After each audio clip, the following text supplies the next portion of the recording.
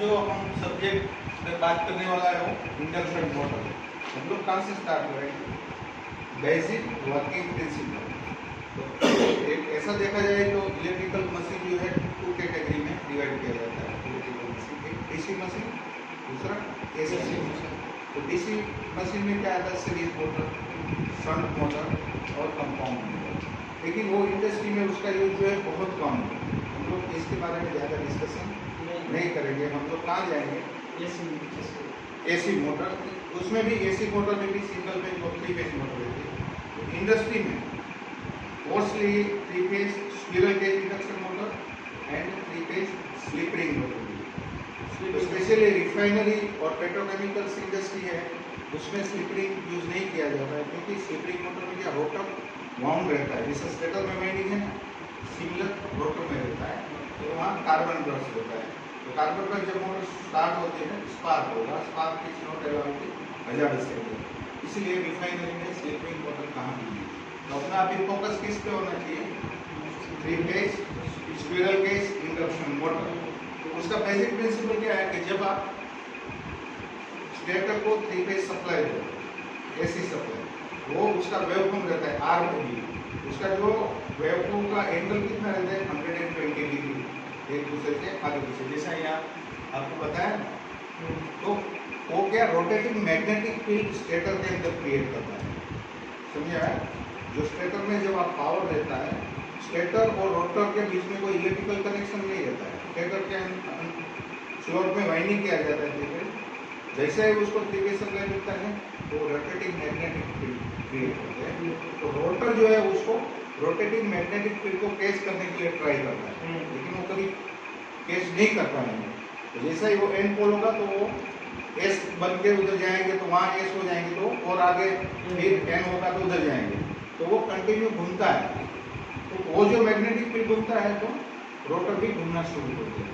तो ये क्या हुआ? उसका बेसिक प्रिंसिपल, राइट?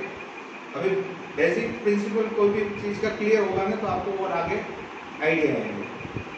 नेक्स्ट जो है बेसिक वर्किंग प्रिंसिपल हो गया मोटर्स का पार्ट। आप लोग ने इंडस्ट्री में काम किया है, पता है कि जो मेजर पार्ट है इंडक्शन मोटर का वो क्या है?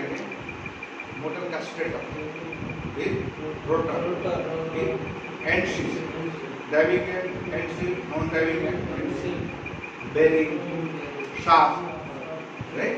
तो ये मेन पार्ट है।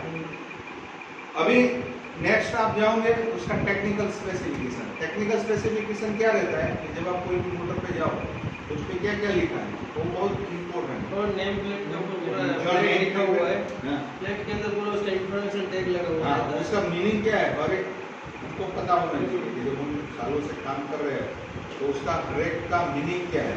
तो मोटर के नेम प्लेट पे आप देखो तो किलोवाट लिखा है। आरपीएम किलोवाट से वैल्यू आया। किलोवाट का मतलब क्या है? किलोवाट का मतलब ये मोटर का शाफ्ट आउटपुट पावर इतना है। आप समझते हैं ना? जैसा मेरे पास 100 किलोवाट का मोटर है, नेम प्लेट में 100 किलोवाट लिखा है, उसका मतलब क्या है? या एचपी में भी लिखा रहता है, जनरली किलोवाट। 100 किलोवाट का मोटर है, उसका मतलब क्या है कि मोटर का जो शाफ्ट है, शाफ्ट में इतनी ताकत है, कितनी? 100 किलोवाट। घूमने का तो ये जो है याद रखो, शाफ्ट आउटपुट पावर, हमको इलेक्ट्रिकल इनपुट इनसे ज्यादा देना पड़ता है। तो उसके लिए कोई फॉर्मूला है, आपको पता है कि ये 100 किलोवाट का है तो उसका मतलब क्या है? तो इसका जो फॉर्मूला है P = √3 VI cos ∅। ये फॉर्मूला डालो, आपको मोटर पे देख लो 100 किलोवाट लिखा है, तो ये फॉर्मूला अप्लाई करो, करंट उसके लिखा है, वोल्टेज आप जानते हो, पावर पे करंट जनरली कोई पास रहता है। तो ये जो है ये 100 से ज्यादा है, क्योंकि हमारा जो इनपुट पावर है मोटर को जो दे रहे हैं उसका एफिशिएंसी पे डिपेंड करता है, क्योंकि उसका वाइंडिंग लॉस होगा, स्टेल लॉस होगा, बेरिंग पार्ट्स में लॉस होगा, हमको आउटपुट पावर मिलता है, वो नेम प्लेट पे लिखा रहता है। तो आपको किलोवाट निकालने के लिए एक फॉर्मूला यूज करना, राइट? P = √3 VI cos ∅, जिससे हमको क्लियर होगा कि मोटर कितना किलोवाट का है। Next RPM. आरपीएम मतलब रिवॉल्यूशन पर मिनट, तो वो कैसे काउंट होता है? तो उनके लिए भी एक फॉर्मूला है, वो फॉर्मूला है आपका एनएस। एनएस मतलब सिंक्रोनस स्पीड, जब मैंने बताया ना बेसिक प्रिंसिपल में, जो स्टेटर के अंदर जो रोटेटिंग फील्ड है वो एनएस है, और मोटर जो घूमती है वो एक्टिव स्पीड है। तो वो बताए रोटर उसको कैच नहीं कर सकता, तो वो दोनों के बीच में स्लिप, तो स्लिप की वजह से वो अपना एक्चुअली सिंक्रोनस आरपीएम जो होगा वो ज्यादा होगा और एक्चुअल आरपीएम कम होगा। तो बेसिक जो आरपीएम है ना, ये एक फॉर्मूला से निकलता है, NS is equal to 120 F divided by P. F मतलब फ्रीक्वेंसी, इंडिया के लिए हमारा 50 हर्ट्ज है, और पी मतलब नंबर ऑफ द पोल, और वो पेयर में होगा, कभी एक पोल नहीं होगा। तो आपका मान लो एक मोटर कंसीडर करें मिनिमम पोल, तो कितना आरपीएम होगा? 2 पोल का 3000 आरपीएम होगा। 2 पोल की जो मोटर है उसका आरपीएम 3000 होगा, लेकिन शाफ्ट पे आप मेजर करो टेकोमीटर लगा के, तो आपको 3000 नहीं मिलेंगे, क्योंकि स्लिप था ना 1 या 2% व्हाटएवर जो स्लिप है, वो स्लिप की वजह से आपको एक्चुअल आरपीएम कितना होगा? 2990 या 2980 व्हाटएवर में। 90 के बीच में। फिर मान लो ये 2 पोल मोटर है, अभी नंबर ऑफ द पोल बढ़ेंगे तो आरपीएम क्या होगा? कम होगा, क्योंकि जैसे यहाँ डालो आप फॉर्मूला में 120 × 50 डिवाइडेड बाय 4 पोल का मोटर है तो 1500 आरपीएम, 6 पोल का मोटर है तो 1000 आरपीएम। तो जैसा ही पोल बढ़ता है उसका आरपीएम कम हो जाता है। और ये जो है synchronous RPM, actual RPM synchronous से कम होगा। जैसे यहाँ 1500 पोल का मोटर है तो उसका नेम प्लेट पे आपको लिखा होगा 440 1440 या 1480, राइट? तो ये दोनों क्लियर हो गया कि हमारा किलोवाट क्या है और आरपीएम। और तीसरा वोल्टेज। वोल्टेज का मतलब क्या है? ये आप इतना प्रेशर दे रहे हो, जो मॉर्निंग में हमने बताया था ना इलेक्ट्रिकल सर्किट में, इलेक्ट्रिकल प्रेशर। तो वोल्टेज जनरली अपना सिस्टम के लिए 415 वोल्टेज है, राइट? ये इलेक्ट्रिकल प्रेशर है। अगर हम एचटी मोटर पे जाए तो वो 6.6 केवी है, 6.6 केवी। और भी इनसे ऊपर जाओ तो 11 केवी मोटर रहता है। तो 415 का हम लोग क्या बोलते हैं? एलटी मोटर, और इसको क्या बोलते हैं? HT motor, high voltage, right? इसमें भी कैटेगराइज है कि up to certain level, for example हमारा 160 किलोवाट 90 किलोवाट तक हमारा पीसीसी में रीडिंग करते हैं, फिर 160 में पीसीसी आ जाता है, 160 से अबव है तो एचटी मोटर, एचवीएस से फीडिंग करते हैं, राइट? तो वोल्टेज का हो गया। फिर करंट किनके पे डिपेंड करता है? अपना मोटर कितना किलोवाट का है, एलटी मोटर है कि एचटी मोटर है, लेकिन ये फॉर्मूला का हिसाब से करंट या अपने आप कैलकुलेट कर सकते हैं। जैसा फॉर एलटी मोटर एक आपका 50 horse पावर का, एक 100 का है, तो नेचुरली 100 का करंट ज्यादा होगा, आप एक फॉर्मूला के यूज कर सकते हो। फिर तीसरा है फ्रेम साइज। मोटर में फ्रेम साइज तो भी पता है, फ्रेम साइज का मतलब क्या है? फ्रेम साइज कौन कौन सी रेंज के मिलती है? मोटर की जो नेम प्लेट है उसमें लिखा रहता है फ्रेम साइज 71 से स्टार्ट होती है, S, M and L. 71 S, 71 M, 71 L. S मतलब small, M for medium, L for large, बरोबर? तो 71, इसके बाद 90 एस, 90 एम, 90 एल, इसके बाद 100, इसके बाद आती है 180 एल, 180, 225। ये जो है डिफरेंट फ्रेम साइज है। फ्रेम साइज का मतलब क्या है कि जो मोटर आपको एक्जिस्टिंग मोटर से दूसरी बदली करना है तो आप ये सब पैरामीटर चेक करना जरूरी है। मतलब ये जो है अपना जो शाफ्ट ये जो मोटर पड़ी है शाफ्ट का सेंटर से लेके बॉटम तक का डिस्टेंस है, मतलब फाउंडेशन से लेके मोटर शाफ्ट सेंटर ये डिस्टेंस है, राइट। तो आप कभी भी मोटर चेंज करना है तो आपको ये भी चेक करना है, ये भी चेक करना है, वोल्टेज, करंट तो अपने आप कवर हो जाएंगे, वोल्टेज और किलोवाट सेम है। फिर फ्रेम साइज, तो फ्रेम साइज ये अप टू 400 तक मिलता है, राइट। फिर ड्यूटी, मोटर का ड्यूटी जो है वो कौन सा रहता है, S1 है, S2 है, S3, S4, वो जो है ना डिटेल्स हमारा इंडस्ट्री में हम लोग कौन सा यूज करते हैं, S1 ड्यूटी। S1 ड्यूटी मतलब कंटिन्यू रेटिंग ड्यूटी। एक बार आपने मोटर चालू कर दिया, आप 1 साल तक भी चालू रख सकते हैं, 2 साल तक भी चालू रख सकते हैं। तो उसका जो डिज़ाइन किया रहता है कि जैसा आप उसको सप्लाई दो तो उसमें हीट जनरेट होगा, लॉसेस है तो वाइंडिंग लॉसेस, तो उसका डिज़ाइन आपने देखा होगा, ये थीम्स है ना वो कूलिंग के लिए कि जितना आप अंदर फुल लोड कंडीशन में हीट जनरेट होगा इतना उसकी कैपेसिटी है वो हीट को डिसिपेट करेंगे, तो उसको S1 ड्यूटी कहते हैं। अपना फॉर एग्जांपल दूसरा कोई ऐसा मोटर है कि ईओटी, तो ईओटी का ड्यूटी आपको अलग मिलेगी, S3 टाइप की ड्यूटी होगी। जैसा उसको क्या है, आपको स्टार्ट भी करना है लोड के साथ और ब्रेक होगा तो भी लोड के साथ होगा, राइट। इसमें क्या होगा कि आपका स्टार्टिंग जो है S1 ड्यूटी में स्टार्टिंग में नॉर्मल होगा, मोटर जब ऑफ होगी और ब्रेक होगा वो नॉर्मल करंट होगा, तो ये हमारा जो S1 ड्यूटी इंडस्ट्री के लिए होता है। थर्ड जो है mounting, motor mounting, horizontal mounting है, वर्टिकल माउंटिंग है, प्लेस माउंटेड बोलते हैं। उसको क्या माउंटिंग के लिए हम लोग जनरल इंडस्ट्री में D3 टाइप का ज्यादा मोटर होता है, D3 माउंटिंग। D3 माउंटिंग मतलब आप इधर देख सकते हो, D3 माउंटिंग जो ये नीचे मोटर पड़ा है ना, D3 माउंटिंग मोटर ये फर्स्ट वाला, ये इसको B3 माउंटिंग बोलते हैं, और ये प्लेस माउंटिंग मोटर है, राइट। हाँ, तो B3 माउंटिंग में क्या है कि आप लोग फाउंडेशन रहेंगे, उसमें 4 बोल्ट लगा, B3 मतलब प्लेन माउंटिंग जो प्लेन वाला मोटर है। फिर इसमें अलग अलग माउंटिंग भी रहते हैं कि V1, V2, V3, V4।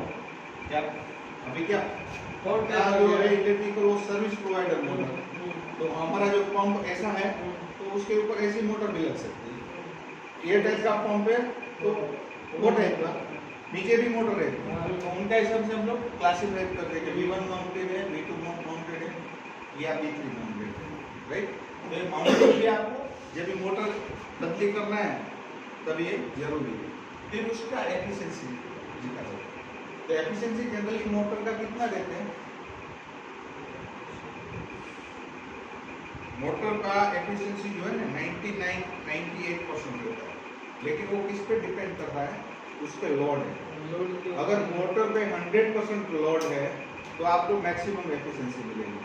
अगर मोटर का लोड 75 हो गया तो एफिशिएंसी प्रोपोर्शनेट डिक्रीज होगा, और आप 50% लोड पे चलाओ तो और भी डिक्रीज होगा। आप बिल्कुल नो लोड पे चलाओ तो कितना, आप जब नो लोड का मोटर का लेते हैं तभी आपको करंट मिलता है 30%, तो 30% करंट तो वो ऐसा ही नो लोड पे लेता है।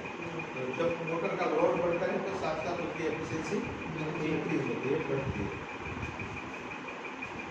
फिर मैक लिखा रहता है, मैक कौन सी कंपनी की मोटर है, कौन सी कंपनी का आपने देखा, तो ये सब रेप्यूटेड कंपनी है, Bharat, BHEL, siemens, ABB, Hyundai. फिर टाइप ऑफ प्रोटेक्शन वो IP55 लिखा रहता है, तो उसका क्या मतलब है, फर्स्ट 5 डिजिट क्या दिखाता है और सेकंड 5 डिजिट क्या होता है। IP55 का मतलब क्या है कि वो जो मोटर है वो ये डिजाइन से बनाया गया है कि आपको उसमें डस्ट का पार्टिकल अंदर मिल जाएगा, इतना सिल्क है, आप पानी का जेट ऊपर मारो तो भी वो अंदर मिल जाएंगे, तो इसको हम लोग IP प्रोटेक्शन कहते हैं, राइट। देन हमारा जो रिफाइनरी है वो क्या है, हजार्डस एरिया वाला है, क्योंकि सराउंडिंग में अपना हाइड्रोकार्बन रहता है, तो उसका गैस ग्रुप डिफाइन किया है कि कौन सा एरिया में आप मोटर लगा रहा है। और हाइड्रोजन प्लांट है, तो हाइड्रोजन जहाँ वो सराउंड में है उनको सेकंड सी यूज करने हैं। एक्सप्लोजिव हाइड्रोजन क्या है, एक्सप्लोजिव है, तो उसको गैस ग्रुप सेकंड सी। फ्लेम प्रूफ मोटर है तो वो सेकंड AB ग्रुप में रहता है। तो उनका हिसाब से हमको मोटर का सिलेक्शन करना कि कौन सा मोटर कौन सा लोकेशन पे करना है। तो बजाज ये क्लासिफिकेशन में एक zone 1, zone 2, zone 3, zone 3।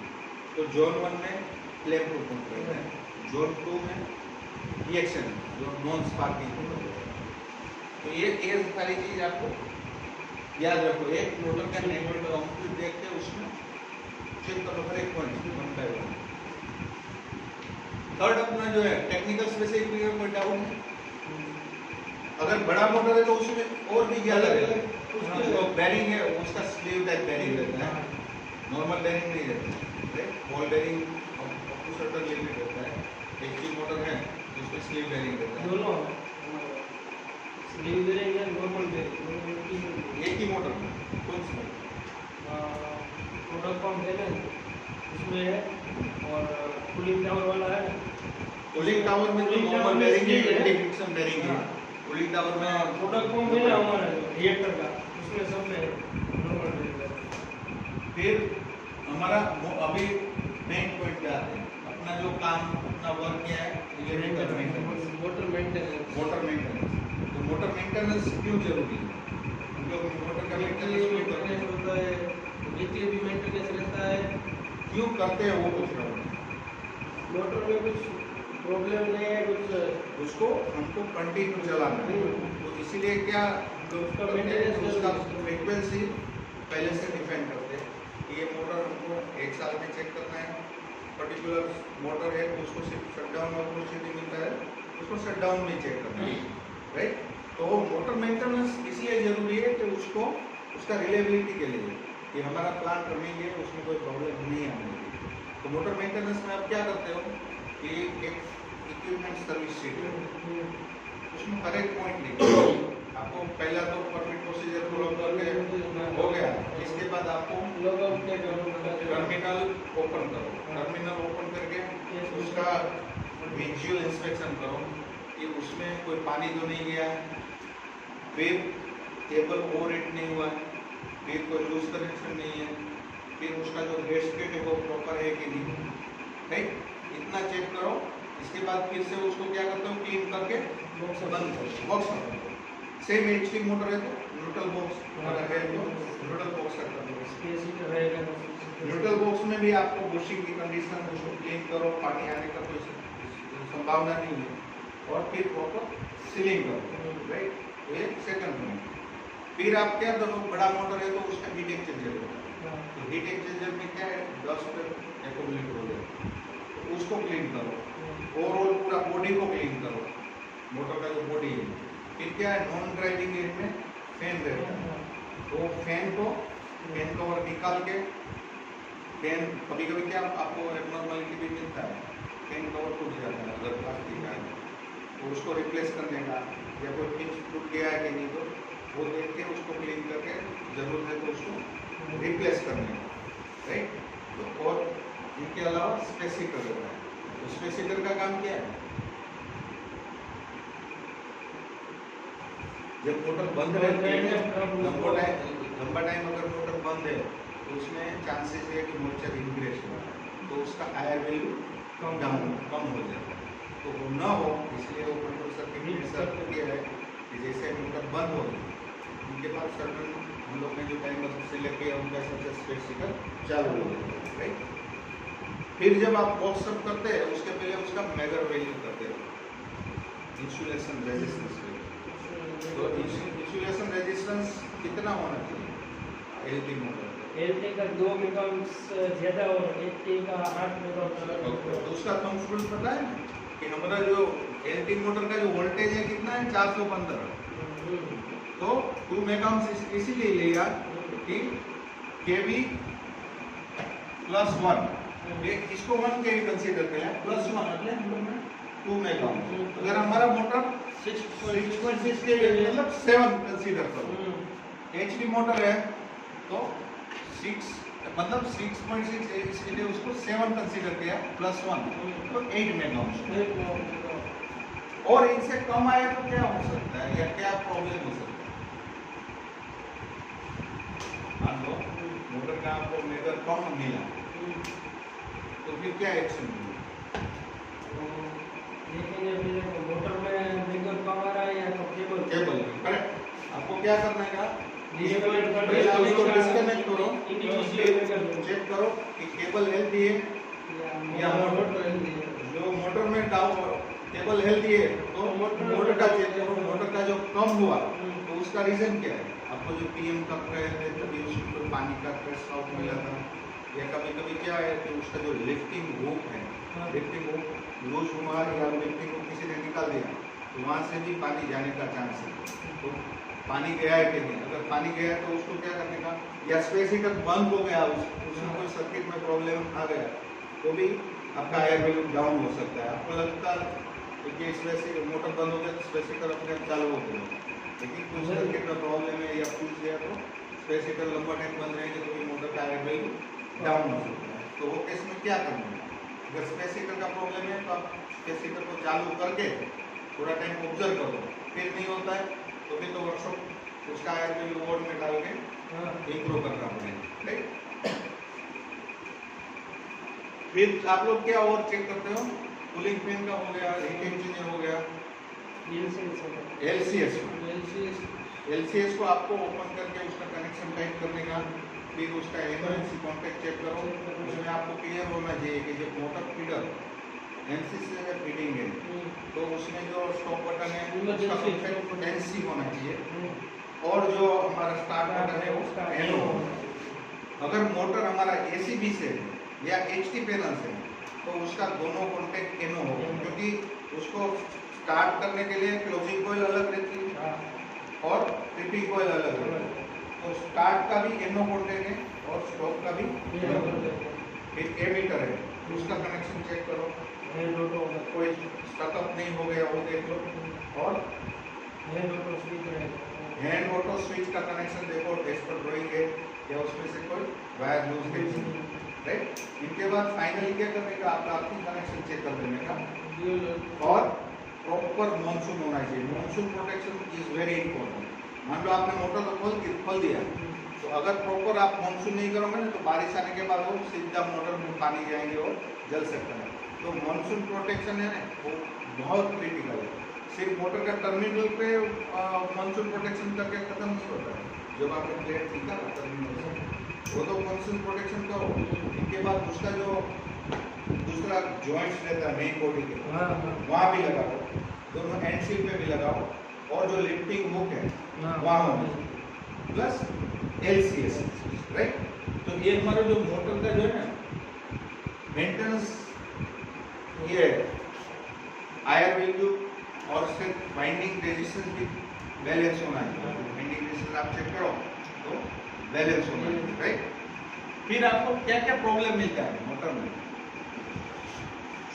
Motor maintenance बदलने के बाद प्रॉब्लम क्या हो, मोटर मेंटेनेंस बदलने के बाद पूरा शिफ्ट मोटर में क्या क्या प्रॉब्लम हो सकता है?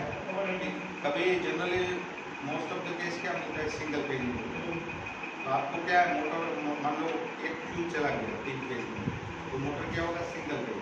तो वो मोटर पे जब स्टार्ट कमांड देंगे तो ट्राई करेंगे रोटेट करने के लिए, फिर रोटेट नहीं होगा और हमिंग साउंड देंगे। तो वो केस में आपको फ्यूज रिप्लेस करने का, लेकिन कोई भी चीज़ रिप्लेस करने के पहले इंश्योर करो कि उसका राइट हो, इंसुलेशन रेजिस्टेंस लेवल वैल्यू सही है। दूसरा ये चेक करो कि वो जो फ्यूज गया है वो अर्थ के साथ चेक करो कि मोटर ग्राउंड तो नहीं हुआ कहीं, राइट। और मान लो फ्यूज ठीक है तो यहाँ भी सिंगल पेज हो सकता है टर्मिनल पे, आपका आउटगोइंग केबल में भी हो सकता है, या जो कॉन्टेक्टर अपना पावर कॉन्टेक्टर है उसमें भी एक किट का जो एक पेज का मेल्ट हो गया वो भी हो सकता है। दूसरा प्रॉब्लम क्या है, कभी कभी कॉन्टेक्टर स्टकअप हो जाता है पावर कॉन्टेक्टर, तो आपको मोटर बंद करने से भी बंद नहीं होगी, राइट। कभी स्पेसिफिकर खराब हो जाता है, कभी आपको LCS स्टार्ट नहीं होगा जो स्टार्ट या connection है, स्टॉप का तो ये आपको ट्रबल शूटिंग करना पड़ेगा। तो मेजर जो मेंटेनेंस है ये है। अभी आपको कोई डाउट है तो पूछो मोटर्स में, या कोई समझ में नहीं आता ऐसा है।